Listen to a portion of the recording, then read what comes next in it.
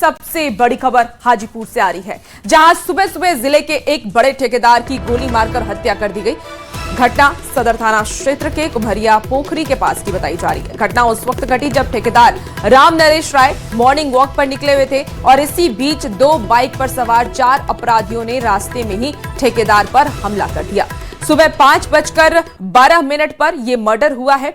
CCTV footage भी देखिए सामने आ चुका है और सीसीटीवी में साफ साफ देखा जा सकता है कि ठेकेदार राम नरेश राय घर से कुछ दूर आगे ही निकले थे कि बाइक सवार अपराधियों ने उन्हें सामने से घेर लिया। जब ठेकेदार ने भागने की कोशिश की तो अपराधियों ने उनका पीछा कर दनादन 4 गोलियां मार दी। आनन फानन में उन्हें शहर के एक निजी अस्पताल में भर्ती भी कराया गया, लेकिन डॉक्टरों ने उन्हें मृत घोषित कर दिया। तो देखिए वीडियो में आप देख पा रहे होंगे और ये देखा भी जा रहा है, महज 25 सेकंड में अपराधी अपना काम करके वहां से आराम से निकल जाते हैं। घटना के बाद शव के साथ लोग घटनास्थल पर ही बैठ गए और सड़क जाम कर दिया। ठेकेदार की हत्या की खबर मिलते ही एसपी शुभांक मिश्रा मौके पर पहुंचे हैं और नाराज लोगों को समझा बुझाकर शांत कराया। लोग जल्द ही आरोपी की गिरफ्तारी की मांग कर रहे हैं और ये सीसीटीवी फुटेज आपको दिखा रहे हैं किस तरीके से अपराधियों ने इस हत्या की घटना को अंजाम दिया है। परिवार में कोहराम मचा हुआ है और दूसरी तरफ देखिए चीख पुकार मच चुकी है। हालांकि पुलिस वहां पर पहुंची, लोगों को समझाया बुझाया, मामले को शांत कराया, लेकिन अभी भी लोगों का यही कहना है कि अपराधियों की जल्द से जल्द गिरफ्तारी हो।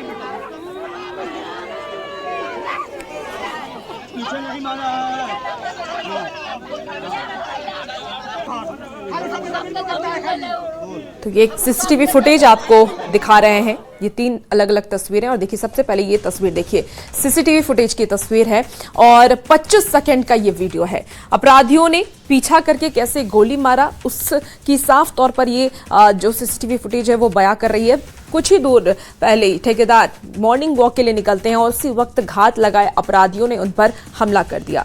2 बाइक से आए अपराधी, ये 4 अपराधी आपको सीसीटीवी फुटेज में देख पा रहे होंगे, जिसमें कि 2 अपराधी बाइक से उतरते हैं और ठेकेदार का पीछा करते हुए बंदूक लेकर के उनके पीछे भागते हैं और दनादन 4 गोलियां चला देते हैं। वहीं पर पहले तो वो घायल होते हैं, जब अस्पताल ले जाया जाता है तो डॉक्टर उन्हें मृत घोषित कर देते हैं और आराम से सभी देखिए बाइक पर फिर से बैठते हैं और वहां से निकल जाते हैं।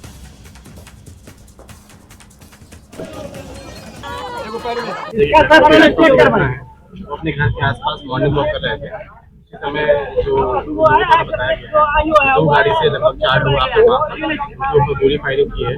बॉडी देखने से पता चल रहा है कि उसमें कुल 4 गन शॉट लगे हुए हैं, लगे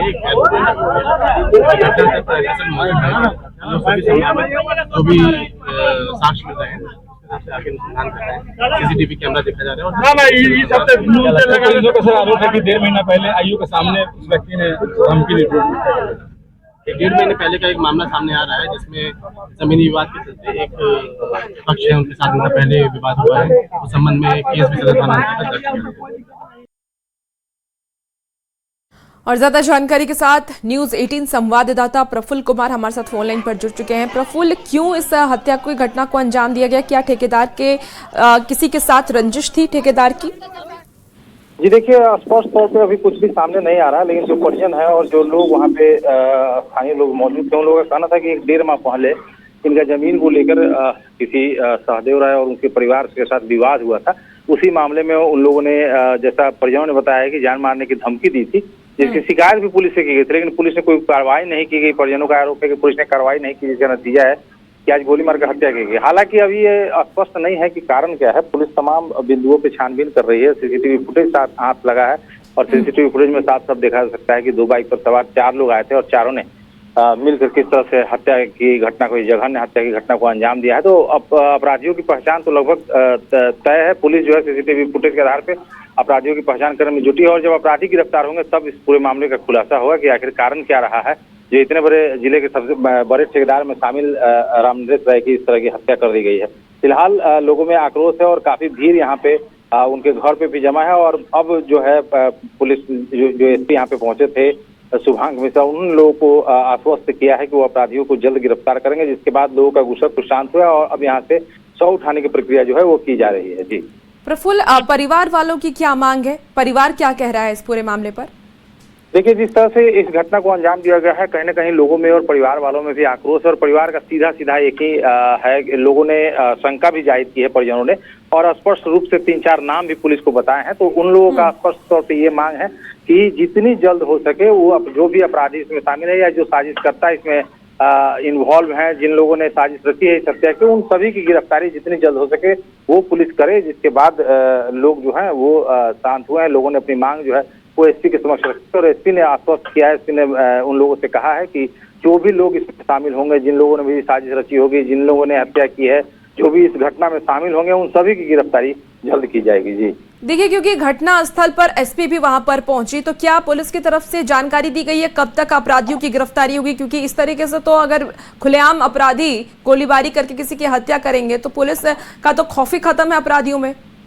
जी बिल्कुल, देखिए जिस तरह से इस वारदात को अंजाम दिया गया, और सुबह सुबह जब वो मॉर्निंग वॉक पे निकले तो उस समय इस घटना को अंजाम दिया गया है, तो कहीं ना कहीं दिन के उजाले में दिन दहाड़े इस तरह की हत्या करना एक पुलिस के इकबाल पे बड़ा सवाल है, और पुलिस की गश्ती पे भी बड़ा सवाल है। लिहाजा एसपी मौके पे पहुंचे हैं, और उन्होंने कहा है कि सीसीटीवी फुटेज को खंगाला जा रहा है, और कुछ इनपुट एसपी को भी मिला है इस पूरे मामले से जुड़ा हुआ कि कहाँ से विवाद का जड़ कहाँ पे है, किस तरह के विवाद में इस तरह की हत्या की जा सकती है। इन तमाम पहलुओं की जांच की जा रही है, और एसपी ने कहा कि बहुत जल्द जो भी अपराधी इसमें शामिल है उनकी गिरफ्तारी की जाएगी। इन 4 अपराधियों को जो सीसीटीवी में हमें दिखा भी पा रहे अपने दर्शकों को, क्या इन चारों की पहचान हो पाई है? देखिए, फिलहाल अभी पहचान नहीं हुई है, लेकिन लोग जो हैं वो दबी जबान से कहें और परिजनों का आरोप है, उन लोगों ने स्पष्ट तौर पे कहीं ना कहीं वो लोग पहचान रहे हैं। उन लोगों ने पुलिस को नाम भी बताया है, लेकिन पुलिस इसका खुलासा अभी मीडिया के सामने नहीं कर रही है। पुलिस ने कहा है कि जो टीम गठित की गई है इस घटना का, इस हत्याकांड के उद्भेदन के लिए, उस टीम को सारी इनपुट उपलब्ध करा दिया गया, और टीम जो है वो लगातार छापेमारी में भी जुट गई है, और अपनी कार्रवाई जो है वो टीम कर रही है। तो इसका परिणाम जो है एसपी ने दावा किया है कि इसका परिणाम जल्द देखने को मिलेगा, और एसपी ने कहा है कि 24 घंटे के अंदर जो भी अपराध में शामिल है, जिन लोगों ने इस घटना को अंजाम दिया है, जो सीसीटीवी फुटेज में दिख रहे हैं, उनकी गिरफ्तारी जल्द की जाएगी। क्या ठेकेदार पर पहले भी इस तरीके का हमला हुआ है प्रफुल्ल? जी, अभी तक इसकी कोई जानकारी नहीं मिली। ठेकेदार जो ठेकेदार जो थे वो बड़े ठेकेदार थे, जिले में उनका नाम था, और कई तरह के काम वो ठेकेदारी के क्षेत्र में वो ठेकेदारी का काम किया करते थे, और उनके जानने पहचानने वाले राजनीतिक से लेकर व्यवसायी मतलब जो लोग होते हैं उनमें उनकी अच्छी पहुंच थी। तो इसको लेकर एक बहुत बड़ी वारदात हुई है, और लोग भी स्तब्ध हैं कि इस तरह से घटना की गई है, इस तरह से उनकी गोली मारकर हत्या की गई है। और यही अब देखना होगा कि पुलिस की तरफ से कब तक अपराधियों की गिरफ्तारी की जाती है। फिलहाल आप नजर बना के रखिए। बहुत शुक्रिया जानकारी के लिए। और अब आपको देखिए, ये 3 अलग अलग तस्वीरें दिखा रहे हैं। सबसे पहली तस्वीर तो आप देखिए मॉर्निंग वॉक के दौरान की तस्वीर है, सीसीटीवी की तस्वीर, और इस सीसीटीवी से साफ तौर पर यह पता चल रहा है कि अपराधियों में पुलिस का भी खौफ खत्म हो चुका है। खुलेआम गोलीबारी कर रहे हैं, और आराम से 2 बाइक पर सवार होकर के 4 अपराधी पहुंचते हैं, 2 बाइक से उतरते हैं, और ठेकेदार राम नरेश का पीछा करते हुए अंदर की तरफ भागते हैं, और ताबड़तोड़ 4 गोलियां उनके ऊपर बरसाते हैं, और मौके पर ही उनकी वहीं पर मौत हो जाती है। 5:12 सुबह की ये तस्वीर है। और उसके बाद दूसरी तस्वीर आपको दिखा रहे हैं, घटना पर खून के निशान मिले हैं, परिवार में कोहराम मचा हुआ है, ठेकेदार का शव वहां पर मौजूद था, वहां पर परिवार वालों को बुलाया गया। और अब आपको सुनाते हैं कि ठेकेदार राम नरेश के परिवार वाले क्या कुछ कह रहे हैं। कि बहुत सज्जन व्यक्ति थे, जल्द से जल्द कार्रवाई हो, न तो आगे हम लोग प्रक्रिया में जाएंगे। जब तक अन्याय नहीं मिलेगा जब तक ये काम छोड़ेंगे। प्रशासन प्रक्रिया, उसको अपराधी को जल्द से जल्द पकड़े। अपराधी बहुत बड़ा घटना है हम लोगों के लिए। एक परिवार का सदस्य था हम लोगों के, पूरे गांव का एक सदस्य थे, एक मुखिया थे वो। ये हम लोगों के लिए बहुत बड़ा घटना है। मुकेश राय, गुलजार राय, सहदेव राय, इनका पूरे परिवार आपको हम देख लेंगे, आपका जीने नहीं देंगे, हत्या कर देंगे। क्यों धमकी दिए थे? वो वजह एक जो गाड़ी जो उनका गोदाम जो दिया लीज पर, तो रोड मेरे में है, मैं यहाँ का दादा हूँ, मुझे रंगदारी चाहिए, नहीं तो आपका गाड़ी नहीं जाएगा किसी भी हाल में। इसी वजह से आपको कहा जाए तुमको हत्या करे। लगभग 50 आदमी मेरे गांव का है। आपका सदर थाना का आईओ था, आईओ के सामने बुलाइए, उनको भी सामने कहा था आपको मार देंगे। पुलिस कुछ नहीं की। पुलिस तब भी क्या हुआ है, चंद मिनट में बिक जाती है। हत्या हो गया, वो क्या है, नीपा पोती का खेल खत्म कर देगा। वो कहा था जब आप ठेकेदार के छोटा मोटा ठेकेदार सजो के सामने नहीं टिक पाइएगा, आज वही हुआ। और देखिए बेगूसराय में भी बेखौफ अपराधियों ने एक युवक की गोली मारकर हत्या कर दी। गोली लगने से घायल युवक को इलाज के लिए एक निजी अस्पताल में भर्ती कराया गया, जहां उसकी हालत चिंताजनक बनी हुई है। घटना मुफस्सिल थाना क्षेत्र के चिलमिल गांव की बताई जा रही है। घायल युवक की पहचान मुफस्सिल थाना क्षेत्र के छपकी गांव के रहने वाले शंकर यादव के बेटे गौतम कुमार के रूप में हुई है। गौतम को 2 गोलियां लगी है। वारदात को अंजाम देने के बाद अपराधी हथियार लहराते हुए मौके से फरार हो गए। घटना के पीछे की वजह पुरानी रंजिश फिलहाल बताई जा रही है। अब तो 3 गोली चल रही थी, उनको लगा कि कितने बजे घटना है? घटना मोटा मोटी हुई सामने 7:30 हवाई फायरिंग करते निकल जाता। कौन लोग थे? जो वही लोग जो मोटरसाइकिल से आते रहता है, गाड़ी चक्का वो लोग आता है रजौरा की तरफ। अच्छा, गाड़ी चक से रजौरा की तरफ आता है, इधर से फिर 100 मीटर खा के जाता है। क्या खाने पीने आता है? वो आता है स्पाइक पीने के लिए, गांजा वगैरह पीने के लिए। लगता है विरोध करते थे क्या? हाँ, विरोध करता था। दोनों तरफ से स्माइक मार के दारू पी के गांजा भी सभी आता है, उसका विरोध किया तो वो उसको मार दिया। मेरे गांव के हम लोग एक बोलिए ना, एक उनको। हम लोग सभी किसान है, मेरा माँ बहन सभी खेती करते हैं। और औरंगाबाद से आपको इस वक्त की सबसे बड़ी खबर बताते हैं। औरंगाबाद में पलटी है बस, हादसे में 20 यात्री घायल हो गए हैं। NH-19 पर यह हादसा हुआ। घायलों का इलाज अभी भी जारी है। 4 घायल को फिलहाल रेफर भी कर दिया गया है। वाराणसी से गुमला जा रही थी बस। बड़ी खबर आपको औरंगाबाद से बता रहे हैं। औरंगाबाद में बस पलट गई और हादसे में 20 यात्री घायल हुए। 2 अलग अलग तस्वीरें देखिए आप। बस हादसे के बाद की ये तस्वीर है, जहां 20 यात्री जो बस में सवार थे वो घायल हो गए हैं। NH-19 पर ये बड़ा हादसा हो गया। घायलों को फिलहाल इलाज के लिए अस्पताल में भर्ती कराया गया है। हालांकि 4 की हालत बेहद ही गंभीर है, जिन्हें रेफर भी कर दिया गया। वाराणसी से गुमला बस जा रही थी, जिस दौरान ये बड़ा हादसा हो गया। 4 घायल को रेफर किया गया है, बाकी का अस्पताल में इलाज जारी है।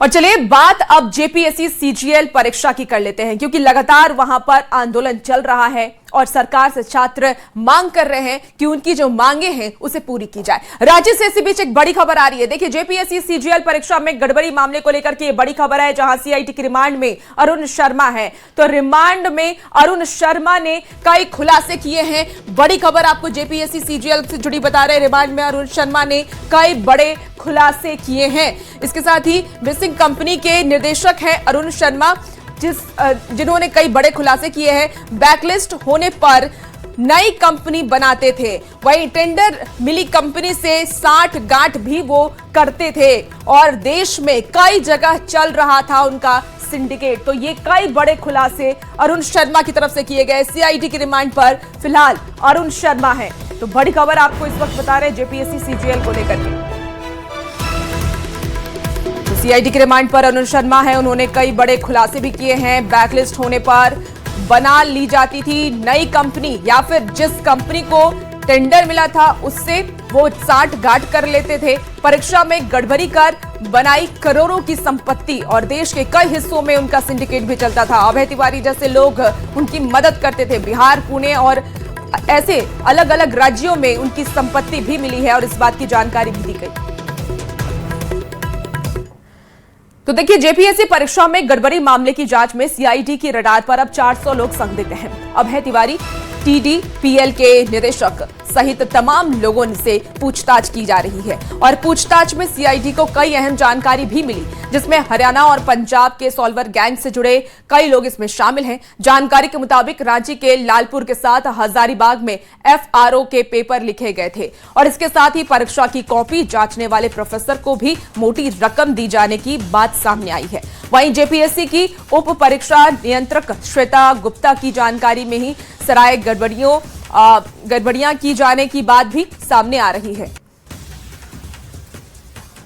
और JSSC परीक्षा में हुई धांधली को लेकर जहां छात्रों का आंदोलन जारी है, तो दूसरी तरफ अगर बात की जाए तो CID की जांच में भी कई अहम खुलासे होते हुए नजर आ रहे हैं। अब तक हुई पूछताछ में करीब 400 लोग ऐसे हैं जो अब सीआईडी के रडार में हैं और ख़ासतौर से इसमें ये जानकारी सामने आई है कि जो सॉल्वर गैंग के शिक्षाविद हैं, जिसमें कि हरियाणा जैसे राज्यों के भी शिक्षाविद शामिल हैं, उन तमाम लोगों का जो है वो मदद ली गई है। परीक्षा जो है उसमें प्रश्न पत्र को लिखवाने को लेकर, इन तमाम चीज़ों को लेकर सीआईडी की जांच की जा रही है।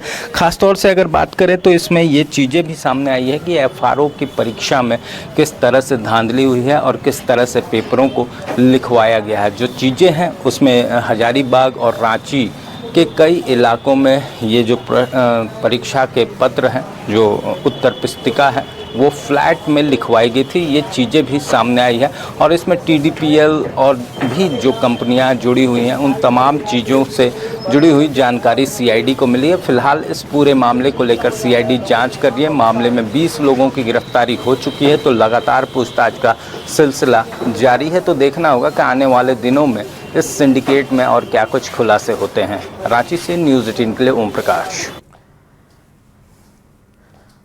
और देखिए, जेपीएससी में गड़बड़ियों की सीआईडी जांच जारी है और इसी बीच गड़बड़ियों की अहम कड़ी माने जा रहे अभय तिवारी ने सीआईडी से पूछताछ में जो राज उगले हैं, उसने पूरी परीक्षा प्रणाली पर ही सवाल खड़े कर दिए। खुलासा हुआ है कि 11वीं से 13वीं जेपीएससी परीक्षा में सेटिंग का बोलबाला था और नीचे से लेकर के ऊपर तक सभी करप्ट थे और दाल में काला नहीं बल्कि पूरी दाल ही यहां पर काली नजर आ रही है। रिपोर्ट आपको दिखाते हैं।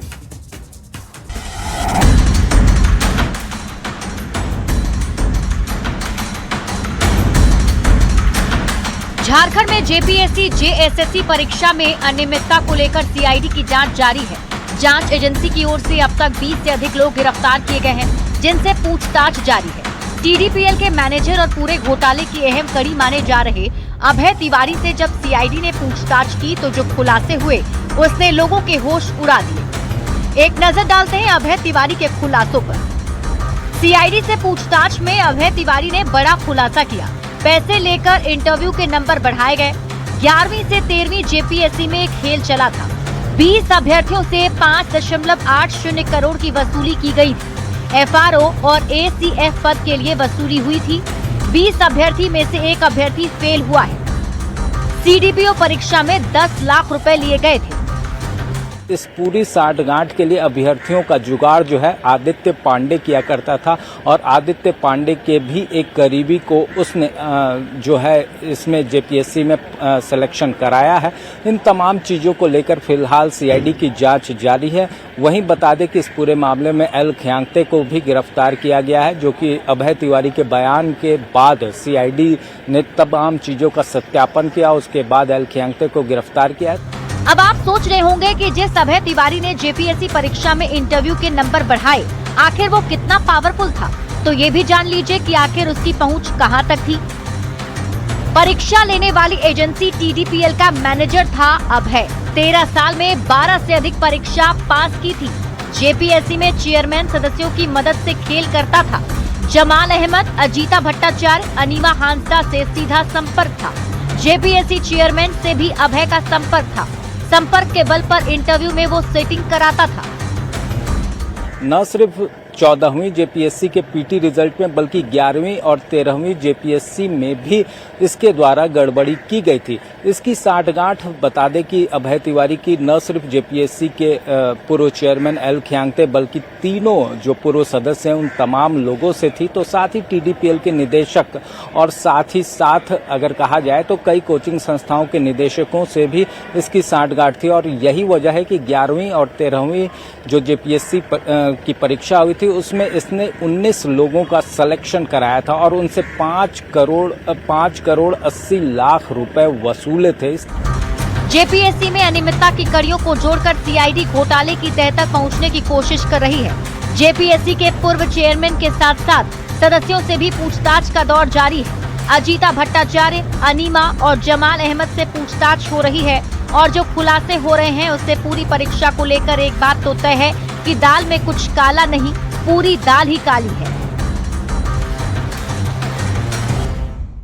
जिस तरह से छात्रों का हंगामा बढ़ता जा रहा है और बताया जा रहा है कि इस पूरे मामले में और भी चीज़ें जो हैं वो सामने आ सकती हैं।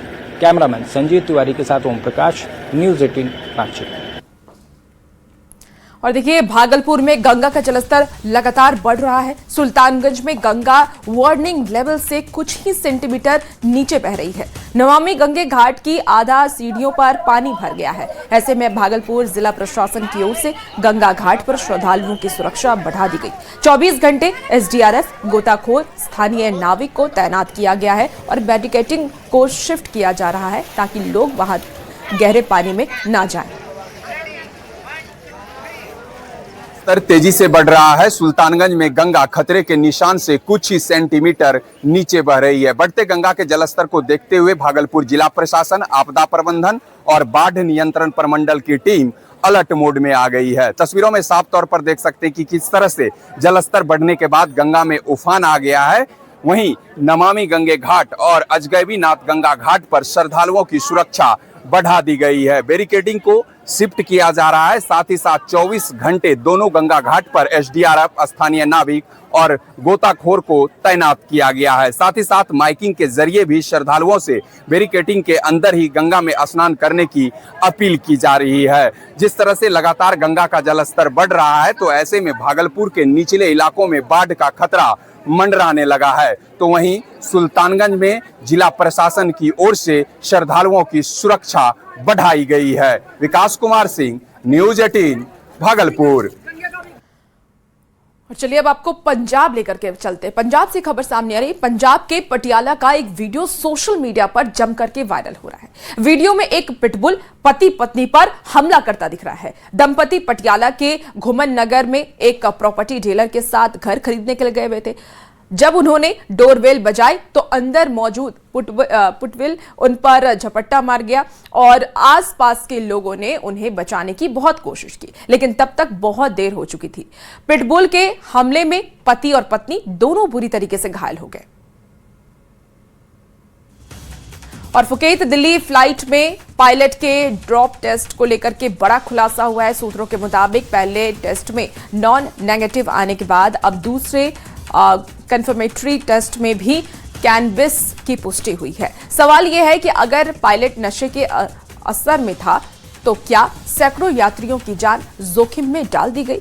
अब इस पूरे मामले की जांच बेहद ही गंभीर सवाल खड़े कर रही है।